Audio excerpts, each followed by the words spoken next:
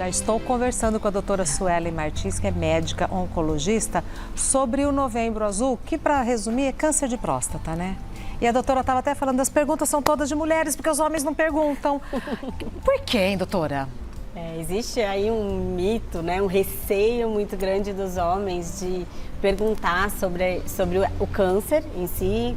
Em modo geral, todos os tumores, os homens fogem um pouquinho de falar sobre doença.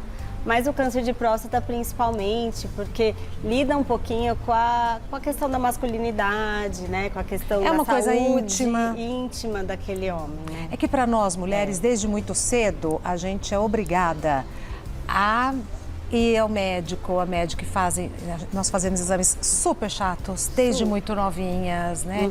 Então a gente consegue tratar de uma maneira mais, não que seja confortável, mas de uma maneira mais leve. Exatamente. Eu falo sempre assim, que os homens não têm aquele médico que ele vai de rotina para fazer sua prevenção, para tomar seus cuidados, né? Mas a mulher não, ela tem desde que fica mocinha, até a primeira menstruação, ela tem a sua ginecologista, ela consegue ter a liberdade de conversar, de tirar uma série de dúvidas, e o homem não. Então ele acaba muitas vezes esperando sentir alguma coisa para procurar um médico, ou ele tenha sempre uma mulher do lado que acaba incentivando, olha, vai no urologista, vai no seu médico para... Ô, doutora, é uma questão cultural isso? Seria interessante que os homens, assim como nós mulheres, começar uma vez por ano, desde a adolescência... Essa é a recomendação, né? É a recomendação. A recomendação da Sociedade Brasileira de Urologia é que os homens vão, né, a uma consulta médica, principalmente a partir dos 50 anos, mesmo sem sintomas algum, para uma consulta. Ah, né? Mas a partir dos 50? A partir dos 50. Antes disso, qualquer sintoma chamado urológico, né? Urgência, vontade de ir várias vezes ao banheiro, dor pélvica, qualquer outro sintoma relacionado à próstata, à urina, ele, em qualquer idade, ele tem orientação de procurar também o médico, no caso, o urologista. Tá, e a unidade básica de saúde, a saúde pelo SUS e tal, cobre? Sim, né? A gente tem demanda? No sistema público os clínicos, né, dos postos de saúde que fazem esse filtro, né, esse rastreio. Porque muitas vezes é uma infecção de urina, né? Muitas vezes uma coisa mais simples que dá para resolver na parte básica. Tá. Se isso acaba fugindo um pouquinho, é solicitado um exame, e isso está um pouquinho alterado, ele é referenciado para o especialista, mesmo no sistema público. Isso que eu ia falar, na rede pública. Exatamente. Tá. Então não tem desculpa. Não tem. Não tem desculpa, não tem desculpa. Vamos aos mitos e verdades? Vamos. Doutora Suelen Martins, é mito ou verdade que na fase inicial o câncer de próstata não apresenta sintomas? Bom, é verdade, né? Assim, inicialmente o câncer de próstata pode não ter sintoma algum, né? Por isso a importância de ir ao médico especialista a partir de uma certa idade, que é quando a gente tem maior incidência do câncer de próstata, né? Então é importante que ele realize o toque retal, que é o exame físico, que é super importante para determinar aí se existe uma anormalidade na próstata, uma nodulação, e isso muitas vezes não gera sintomas algum para o paciente. Então, tem casos que sim tem sintomas no caso inicial, mas na maioria das vezes não tem sintomas. Tá. E aí a gente está vendo a diferença do estágio 1 ao 4. Então, o 4 é o mais... avançado, É né? fatal? Na verdade, é incurável. Incurável. Né? Isso é um pouquinho diferente de ser fatal. Sem dúvida. Né? O estadiamento 4 é quando a doença não está mais localizada no abdômen, na cavidade pélvica. Ele já tem em outros órgãos, em outras regiões fora da... Ramificou. Então, acaba sendo incurável, mas existe tratamentos, né, que aumentam muito a sobrevida. Isso a gente está falando de 5, 10 anos, às vezes mais, né, desse paciente viver bem, com qualidade de vida. Que é importante. Então é super importante procurar o auxílio médico. Eu tenho diversos pacientes da rede privada e da rede pública que têm aí uma sobrevida longa, mesmo em estadiamento avançado. Perdemos um colega aqui tão querido, Evair. Nossa, mas foi assim, doutora, entre ele ser diagnosticado e ele falecer, foi isso. Uma coisa impressionante. Não é o mais comum, né? De um modo geral, o câncer de próstata é uma doença mais indolente, mais lenta, de crescimento lento. Mesmo já no estadiamento 4, a gente consegue ter um certo tempo de controle da doença bem importante com os tratamentos, né? Que Deus o tenha, aliás. Continuando, é mito ou verdade que todo tumor na próstata é maligno? É mito, né? Tumores, a gente tem tumores benignos, tumores malignos, né? Então é sempre importante fazer essa questão do rastreamento. Caso eles detecte uma anormalidade, é feita uma biópsia, né? A biópsia vai determinar se ali a gente está falando de uma hiperplasia benigna da próstata, que é muito, muito comum, mais comum que o câncer, ou se é uma neoplasia maligna da próstata, que é um câncer de próstata. Tá? Então existe assim uma diferença e é importante tirar, né, às vezes alguma minhoquinha na cabeça aí dos pacientes. Muito importante, doutor. É mito ou verdade que próstata aumentada já é sinal de câncer? Não, isso é um mito, né? O que é comum, o que é natural, fisiológico? Natural é que com o envelhecimento a próstata aumente. Isso é natural, isso vai acontecer com o homem. E a partir de uma certa idade, pelo aumento natural da próstata, ocorram os sintomas urinários. Então a gente vê com uma certa frequência o idoso indo mais vezes ao banheiro, né, acordando mais vezes à noite para urinar. Pode ter incontinência urinária, que é o escape. Então, isso confunde bastante os sintomas com as doenças benignas, como uma infecção, uma inflamação na glândula da próstata, ou até a hiperplasia prostática benigna, que é uma entidade benigna, natural, que algumas vezes precisa de tratamento com o médico urologista, mas nem sempre precisa. Às vezes é só acompanhamento mesmo. É mito ou verdade que já existem exames que eliminam a necessidade do toque retal? Isso é um mito. Isso é um mito.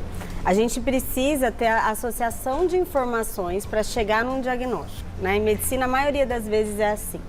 Então, o toque retal, ele é super importante, né? Quando a gente fala, vou fazer só o PSA para não ter que ir para o toque retal, não é legal. Não está completo. Não está completo. A gente tem aí uma incidência de 15 a 20% dos casos de toque retal alterado com PSA normal. Então, assim, vai lá, colhe o exame do PSA, tá normal, mas é ali no toque retal que o urologista, o médico, vai conseguir determinar uma normalidade e aí uma detecção precoce de um câncer. Não tô querendo minimizar a dificuldade, mas para nós mulheres, assim, gente, exame ginecológico é ultrassonografia intravaginal, Papa Nicolau. Aí você faz o exame e o exame clínico. Para nós é instintivo, é rotina, né? Exatamente. E tudo bem, não necessariamente agradável, mas não necessariamente é dolorido, é invasivo, né, em excesso. Não dói, é um exame muito simples o toque retal, né? O que eu tento explicar para os homens é questão de segundos. A tendência é ser indolor, é claro que cada um tem uma sensibilidade, mas geralmente é feito com uma anestesia local, uma pomadinha, e é muito simples, assim, é um exame clínico. Deve ser chato, como o nosso exame, chato, mas necessário. Mas passa, e não deixa, né, de tirar ou acrescentar masculinidade para ninguém. Eu acho que acaba salvando muitas vidas, né? Isso, salvando vidas, doutor. Exatamente.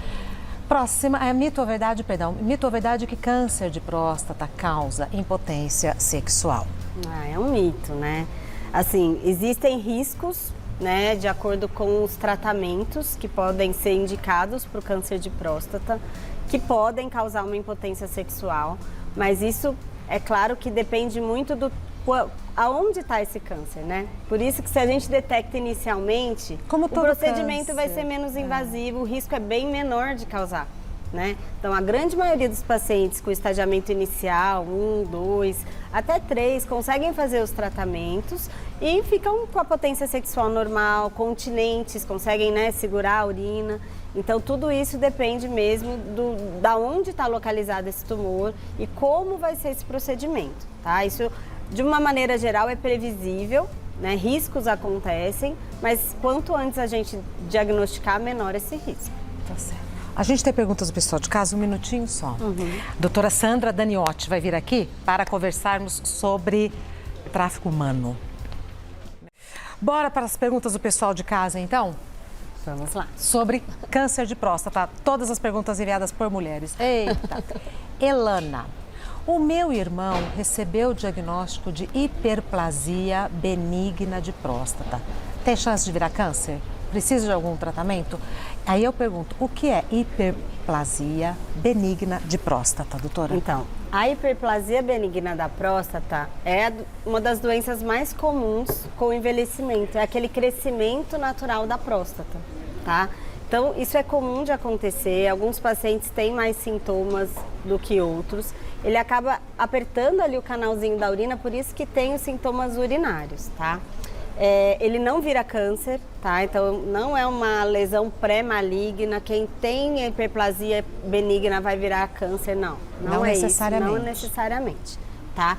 O tratamento depende dos sintomas. Como é algo normal, é algo que não vai virar um câncer, uma coisa que dê um pouquinho mais de trabalho, só é tratado se existe algum sintoma. Mas existem tratamentos, sim, com medicamentos orais, com procedimentos, se preciso. Tá. Então, não tem nenhum problema, não. Ô, doutora, com a idade, quando fala com a idade, a gente tem que ter em mente o quê? 50 anos? 50 anos. A partir de 50? A partir de 50 anos é mais incidente. Tá. Hoje em dia a gente vê um aumento dos diagnósticos em idades mais precoces. Mentira! Infelizmente. É claro que é bem menos do que acima de 50 anos.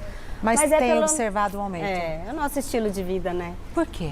Acreditamos que o estilo de vida, né, com a alimentação, né, alimentação muito ruim, pobre em fibra, muito rica em gordura, sedentarismo, obesidade. Então, tudo isso acaba aumentando muito o risco de câncer de próstata e de outros cânceres. E isso acaba aumentando também nas idades mais precoces. E outra questão é o fator genético, que também tem aumentado bastante os diagnósticos em idades mais precoces. Idade precoce o quê? 30 anos? 40 anos, tá. Acima de 40. Próxima pergunta. Do Fernando. Veio honrar. Veio honrar. Sentir dor ao urinar e abaixo da bexiga pode ser sintoma de câncer de próstata? É um dos sintomas, né? Se a gente for pensar só no dor a urinar e dor abaixo da bexiga, é importante passar num médico, né? Num urologista, independente ou num da clínico. idade. Independente da idade, Tá. 20, 30, 40 anos, não tem problema. Passe para ser investigado. Existe a infecção de urina, existe uma cistite, que é a infecção na bexiga, né? É sintoma também de câncer de bexiga, né? Câncer de próstata. Prostatites, então existem várias Pode ser muita possibilidades coisa. que deve ser investigada, mas sim é um dos sintomas de câncer de próstata. Tá. Mais uma. Guilherme, as chances do câncer de próstata voltar depois da cirurgia? Sim, Guilherme, tem chance sim. A gente vê isso acontecer em alguns momentos. É claro que muitos são curados com a cirurgia. A cirurgia é a remoção do tumor? É a remoção da próstata. Tá. Tira a próstata toda. Uma prostatectomia radical, que chama, tá? Depois dessa cirurgia é avaliado, né? A patologia avalia se foi tirado tudo, se a margem foi livre, se tinha algum gângliozinho comprometido. Então, tudo isso são características que a gente precisa avaliar, né? Em alguns momentos é necessário fazer um tratamento complementar a essa cirurgia. Como quimioterapia e radioterapia? No caso de próstata, químio não, mas radioterapia em alguns momentos sim, Tá. né? Mas, de um modo geral, a gente faz o acompanhamento através do PSA, através de imagens. E algumas vezes, sim, acontece do tumor voltar, assim como em outros tumores isso pode acontecer. Por isso que é bem importante o segmento, o acompanhamento desses pacientes. Mas, quando volta, existe ainda a possibilidade de tratamentos curativos, alguns momentos, né? Quando volta localmente. Mas, doutora, uma vez que a próstata foi removida, volta e volta onde? Então. A grande maioria dos casos tem a recidiva local mesmo, na loja prostática, onde tinha a próstata, tá? Então, a gente costuma fazer uma imagem para avaliar aonde tem essa recidiva, mas existe a possibilidade de vir uma recidiva fora, então uma metástase em algum outro lugar, mesmo tardiamente. Então, acompanhamento durante 5 anos, No mínimo. todo o protocolo de câncer. Exatamente. No mínimo 5 anos? No mínimo 5 anos. Tá. Mais uma pergunta, Natan. Meu pai faleceu de câncer de próstata. Tenho maior probabilidade de desenvolver a doença? Preciso fazer exames ainda jovem? Tenho 37 anos. Nossa, excelente pergunta, né? Um dos principais fatores de risco é casos da família, né? Casos da família de câncer de próstata. No caso dele é pai, né? Pai, bem próximo, próximo. né? Então, às vezes um tio, um primo. Então, é bem importante fazer uma avaliação genética, né? Existem hoje médicos geneticistas que conseguem avaliar também. Mas sim, ele não precisa começar com 50 anos. A orientação hoje em dia é de 40 a 45 anos, pacientes com casos na família, que comecem a fazer os exames de rastreio.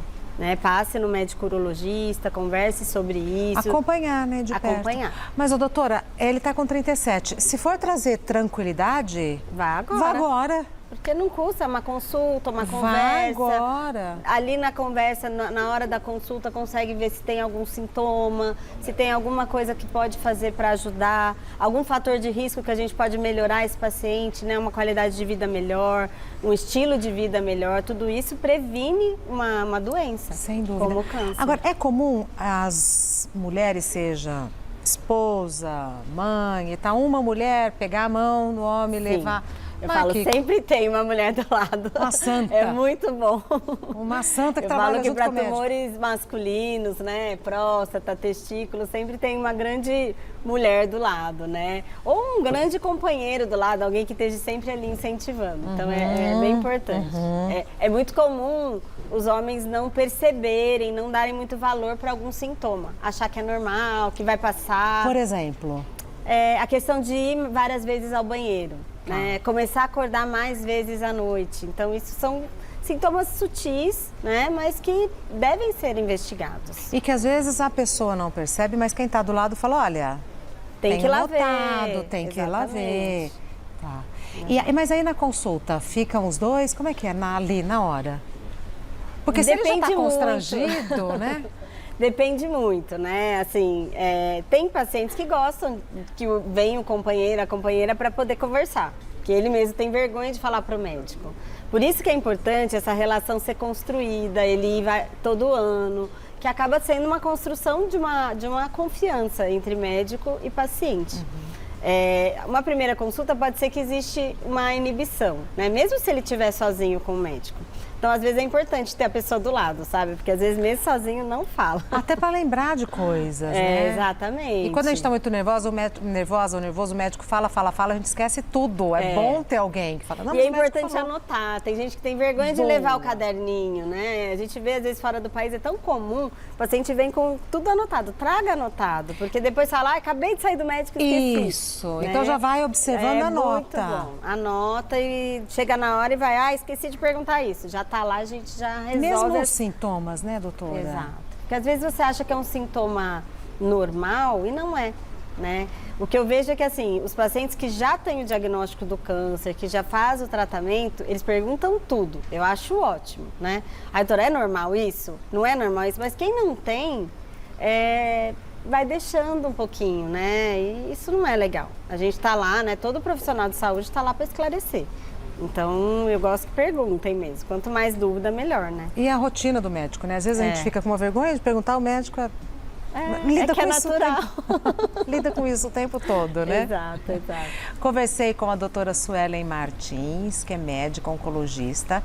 Está no Instagram como doutora Suelen Martins, Suelen sem nenhuma letra dobrada e N de navio no final, Suelen Martins. E a gente está falando agora, porque estamos, né, Novembro Azul e tal, e não sei o quê, mas é um assunto para a vida, né, doutora? A vida. Eu sempre falo, a gente acabou de sair do Outubro Rosa, lembrando do mês da mulher, seguida o mês dos homens, mas é todo dia, né, todos os meses do ano a gente deve lembrar. Eu falo, é importante a gente ter um mês do ano que a gente sempre faça os nossos exames. As mulheres os seus exames, os homens os seus exames.